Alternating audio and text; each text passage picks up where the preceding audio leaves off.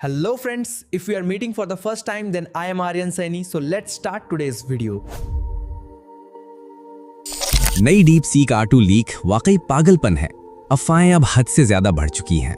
हो सकता है ये टेक्नोलॉजी सिर्फ 2 हफ्तों में लॉन्च हो जाए। इसके कॉस्ट नंबर आपका दिमाग घुमा देंगे। चीन ने अब तक की सबसे बड़ी चुनौती दे दी है और रुकिए, जब आप चिप वाली कहानी सुनेंगे तो हैरान रह जाएंगे। डीप सीक R2 का मामला अब बेहद दिलचस्प मोड़ पर है। याद है जनवरी में जब डीप सीक R1 आया था, स्टॉक मार्केट धड़ाम हो गया, एनवीडिया को अरबों का नुकसान और पूरी इंडस्ट्री हिल गई। वजह, एक चीनी एआई कंपनी ने साबित कर दिया कि वर्ल्ड क्लास एआई बनाने के लिए महंगे हार्डवेयर की जरूरत नहीं, और अब वो इसे दोबारा करने वाले हैं, लेकिन इस बार और भी बड़े पैमाने पर। ताजा रिपोर्ट्स के मुताबिक डीप सीक R2 का लॉन्च 15 से 30 अगस्त के बीच हो सकता है, और जो स्पेसिफिकेशंस लीक हो रही हैं वे वाकई पागलपन है। लेकिन ध्यान रखें, अभी ये सब अफवाहें और अटकलें हैं। कुछ बातें भरोसेमंद मीडिया जैसे रूटर्स से आई हैं, बाकी इंटरनेट की चर्चाएं हैं। पक्का टाइमलाइन, मार्च में अफवाह थी कि 17 मार्च को लॉन्च होगा। डीप सीक ने इसे झूठा करार दिया। फिर अप्रैल में कहा गया कि अप्रैल के अंत या मई की शुरुआत, नहीं हुआ। जून में असली खबर आई। रूटर्स ने बताया कि सीईओ R2 की परफॉर्मेंस से खुश नहीं थे, खासकर कोडिंग और नॉन इंग्लिश रीजनिंग में। नतीजा, लॉन्च टल गया। अफवाहों के बड़े दावे, नया architecture, hybrid mixture of experts 3.0, 1.2 trillion parameters, लेकिन एक समय में सिर्फ 78 बिलियन एक्टिव। लागत, GPT-4 क्लास मॉडल से 97.3% सस्ता, मतलब $100 का काम सिर्फ $3 से भी कम में।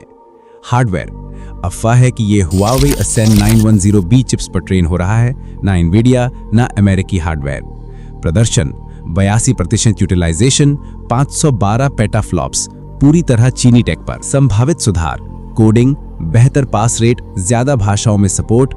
विजन, कोको सेगमेंटेशन में 92.4% MAP स्कोर, बहुत स्पेसिफिक, शायद असली लीक। मल्टीलिंगुअल रीजनिंग, अब दर्जनों भाषाओं में नेटिव सोचने की क्षमता। विश्लेषण, डीप सीक जल्दबाजी नहीं कर रहा, वे ऐसा R2 बनाना चाहते हैं जो कंपटीशन को पछाड़ दे। अगर सच में ये हुआवे चिप्स पर GPT-4 जैसी परफॉर्मेंस और 97% कम लागत में आया तो AI इंडस्ट्री का पूरा खेल बदल सकता है। अगर इसे ओपन सोर्स किया गया MIT लाइसेंस के तहत, तो दुनिया भर में इनोवेशन की रफ्तार कई गुना बढ़ जाएगी। लॉन्च के बाद देखने योग्य 5 बातें। कोडिंग बेंचमार्क्स, असली लागत, सिर्फ API प्राइस नहीं, सस्ते हार्डवेयर पर चलने की क्षमता, सुरक्षा और अलाइनमेंट, ओपन सोर्स रिलीज का लाइसेंस और समय। संभावित भविष्य, R1 से बेहतर कोडिंग और नॉन इंग्लिश रीजनिंग, लागत बहुत कम लेकिन शायद 97% नहीं।